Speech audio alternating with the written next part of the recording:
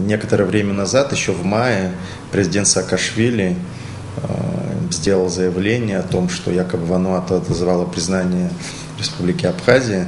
Тогда мы это охарактеризовали как фантазия и пиар-ход, и это было действительно так.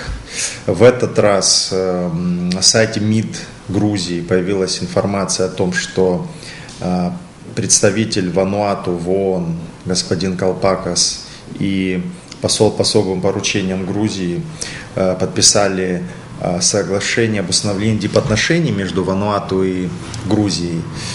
И из этого факта не вытекает совершенно то, что Вануату отозвало признание независимости Республики Абхазия.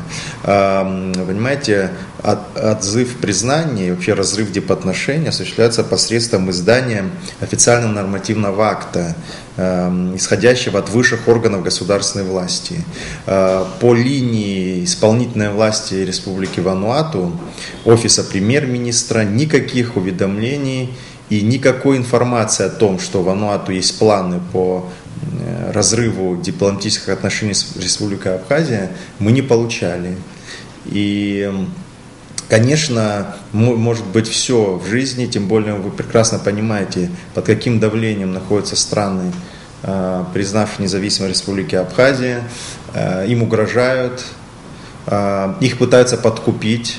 Наши грузинские коллеги весьма неразборчивы в средствах, и средств у них очень много.